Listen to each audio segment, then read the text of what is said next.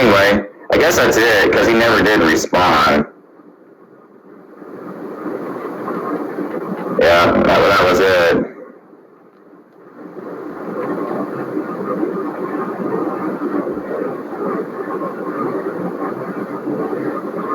I'm still looking and making sure. I just want to record this so people would know. This is like typical. Every single time I ask a Calvinist this question, they never answer. So I'm just, yeah, that was it. That was all of it. And that's another response I made to something else. So, I mean, that's pretty much it. You know, I'd like to know, you know, any future Calvinists, if they can answer that, tell me why this analogy is wrong, why this is bad. I would really like to know. Oh yeah, right here it is. I want to know the relevant differences that break the analogy. See, that's all I was asking. He never gave it to me. Anyone that thinks he did, please explain to me how he gave me anything that was relevant that breaks that analogy, that Calvinists don't basically believe this is a divine lottery. That's all I want to know. And if you can't answer that, then allow me to keep saying you believe in a divine lottery, right? Because everyone's totally depraved. No one has free will in your systematic or theology or whatever you want to call it. Your system doesn't say people can have free will, can freely choose. Everyone's totally depraved. It's all up to God. And I don't think that's biblical. I don't think God wants anyone to go to hell. I think he clearly says he loves everyone, wishes everyone would come to salvation, wishes everyone would repent. And I just don't see a God of love behaving the way a Calvinist do. And I actually think they slander God with their belief system and what they teach. Because now it's like, well, God, you know, doesn't really love everybody. God might not love you. That might be why you don't feel spiritual. That might be why you don't feel like you're going to heaven. Just go ahead and enjoy your life here, because you're probably heading to hell. And there's no reason why I should try to persuade you, because if I'm trying to persuade you, I'm wasting my time, because maybe you're just doomed to hell, because if you're going to believe, you're going to believe. It ain't going to be up to me. It's like it seems like it just kind of undercuts everyone's motivation to spend any time to try to do anything extra to save anyone, right? Because obviously there's nothing you can say. There's no, the person's either going to be saved or not. And I believe personally the reason why I attack this system is because this is one of the final straws that actually just really tore up my walk with God. You know, when I was going through this really bad period of trying to figure things out, and because I was trying to come out of all this New Age and everything, and I had no judgmental outlook of Christianity whatsoever. I was just looking for someone just to sit at the feet and learn from, right? And I was trying to go to every single church I went to with the most humblest attitude possible, right? You know, and I was fasting all the time, doing everything I could, man, to like keep myself in the spiritual line. But I felt real lonely, you know,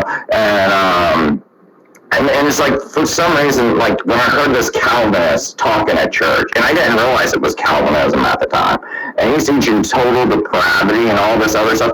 To me, it sounded like so much like some of the nihilists I used to talk to, the atheists I was hanging out with, and like these like other events and things like that I was going to, like raves and things. I go talk to some nihilist or something. And I was like, it's not much different, and it made me feel lonely because I was looking for something of more substance. And I guess when I heard this guy talk evil about babies, like that baby you got, so I'm thinking, here's a couple, they just had a baby, and this pastor's like, that baby you got's just a dirty little sinner. I'm like, I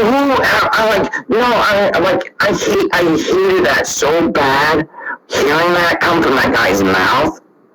And I'm like, and then it's like, now I understand mentality, and to me it's just so sick. It's like my whole thing is, it's an innocent baby. That's why when someone takes and smacks a baby upside the head, you'd be like, wow, what did it do to deserve it, right? It's an innocent baby. You don't go, oh, he just smacked a dirty sinner upside his head, so there's no big deal with that. Like, I don't know, like, there's just some things that just didn't sit right with me hearing that. And hearing a little baby's a dirty little sinner, and just the way it was put, it just rubbed me the wrong way. And I mean, that was one of the most depressive, lonely states I had. And to hear that from a leader of a church, I snapped, and it's like it was like a backsliding, and because I was like, I'm not feeling this in this church, and to me, I was going to other churches and not realizing it, and that's what broke me down, and it's been real hard for me to climb out of that, to be honest. And I felt like I went through a 1-year walk of my best walk I've had in my entire life, and it was just like that. Was just like, it was like not just the straw. All it would have took was a straw to probably break my back. It just like took a bullet, like smashed, man. And I mean, I just felt done. Man, it's just like I felt done at that point. So that's why I don't like this belief system. Now, maybe I'm missing something. I'm open to that. But I just want to point out that this is, like, I just don't feel a lot of love from this ideal system. It just sounds very cold. You don't know why God chose you. Because you can't say he loved you more. You have no idea why he chose you. Because, I mean, what did you do to deserve love more if you're no better than anything else, right? See, they never answer that question. What did you do to earn more love or more favor from it? No, there was nothing. You just got picked. So how's it not, you might as well just throw a lottery ball up and pick it. Yeah. So that's it. I just want to make a short video.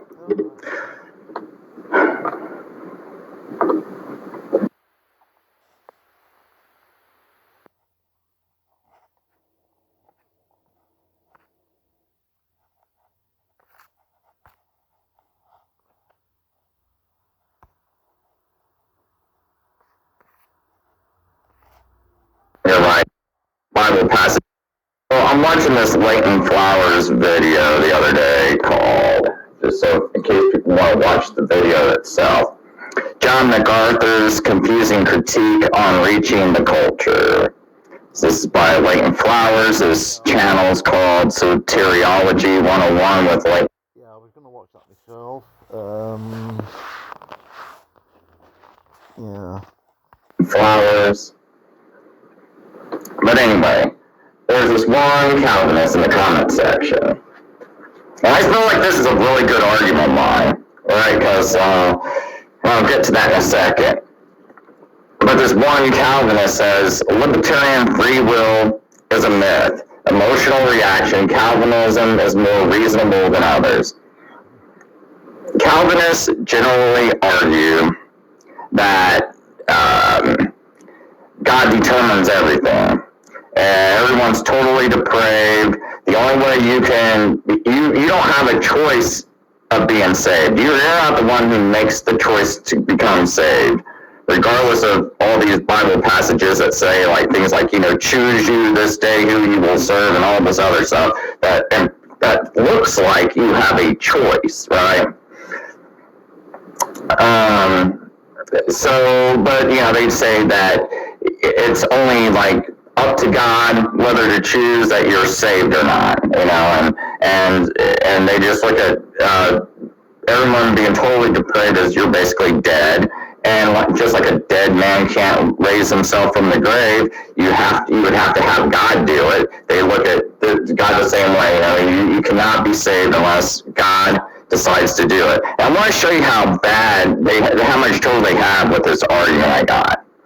So anyway, like I said, he says libertarian free will is a myth. Emotional reaction, Calvinism is more reasonable than others. And I'm just going to go down here to my comment. Scroll. I said, we get it. You believe in a salvation lottery. right? Because you believe you are no better than anyone else. You believe God picked you based on nothing about you. You just know you got picked. Like, that's all. You've got no reason. Like, hey, why was I picked? Oh, well, you can't claim, like, oh, well, I believed God. I was seeking God more. I was trying to find God. Nope. That's all right. That's not why you got picked. Because they will say, no, you're totally depraved. You just randomly got picked, right? And so to me, that's what it sounds like to me, because you're saying you're totally depraved and that your salvation is it's not based on any choice you made. You didn't make a choice to, seek God. That was 100% everything is on God, whether you get saved or not. So now Well, most Calvinists, I think, are monergists, which is why they accuse the Christians of being synergists.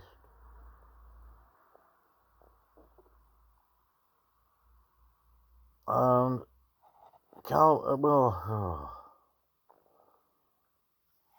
Veckel has admitted to being a monergist. whole thinking is, show me how this is different than a lottery. Alright, and that's all I'm asking. And so you can see his reply. He goes, no, I don't. No, I don't believe that it's a salvation lottery. I just leave the judgment to God to decide to save me or not. Whatever judgment he passes would have been just and deserved.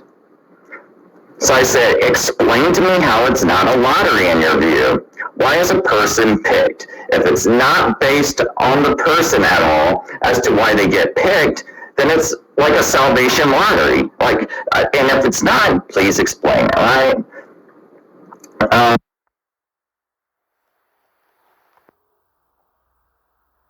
And so he says, a person is picked by God.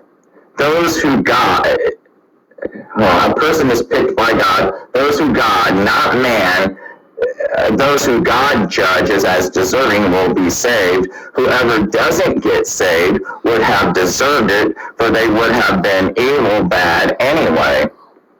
I think the ideal of a lottery is random, arbitrary, and based on luck, whereas God's judgment isn't random, arbitrary, therefore it's not a lottery. So you can see circular reasoning, right?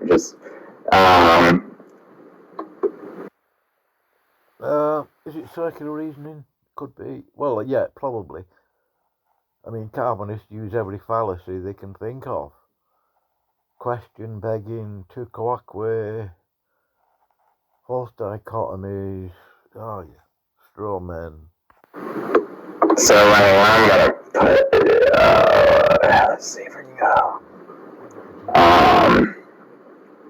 You can see a few other people saying you're right. No Calvinist has ever been able to answer why God elects a person, why God elects person A over person B.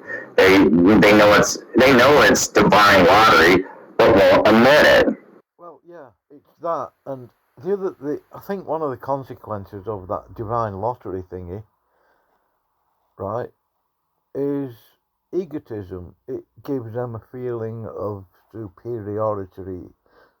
superiority over others, which leads to moralizing. Veckel likes to say things like testicular fortitude, and he'll do othering, he'll do put downs on you, snotty comments, he'll lie about you. I get blamed for what Dave News Unit says, it's all my fault. Absolute tosh. There's a lot of big-headedness within this Calvinist stuff. They think they've got the superior view.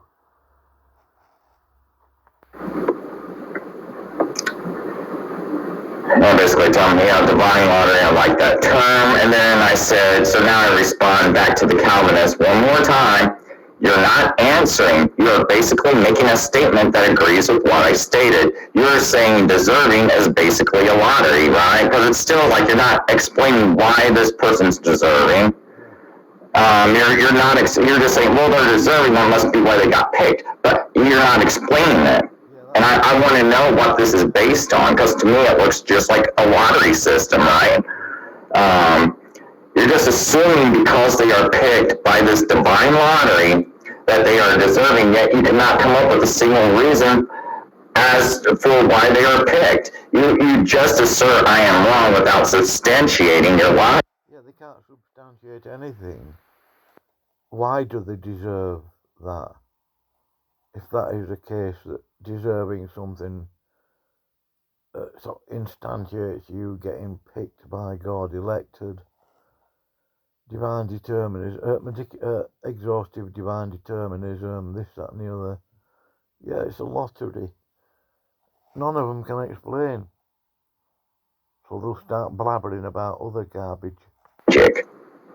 And he says to me, I don't know why you keep using lottery everywhere. I guess it's supposed to be derogatory or absurd. I wouldn't call it that. That's my point.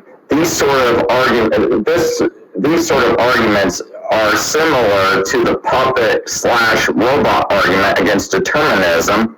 The analogy doesn't work because there are some relevant differences that break the analogy.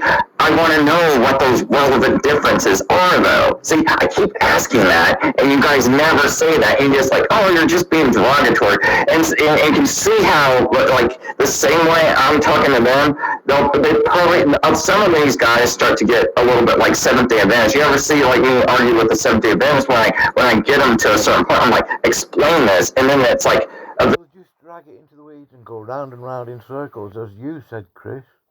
Circular argument. That's all they can do. Eventually, I start getting a little edgier, right? Because they start to be like, well, you're just being derogatory towards me and everything, and I'm not going to answer someone like that, right? Veckles does the same with me. Pause that.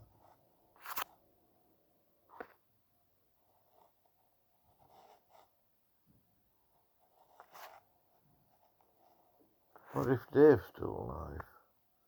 Upon my soul, that to spare you I came not as yet unto Corinth. Not for that we have dominion over your faith, but are helpers of your joy. For by faith ye stand.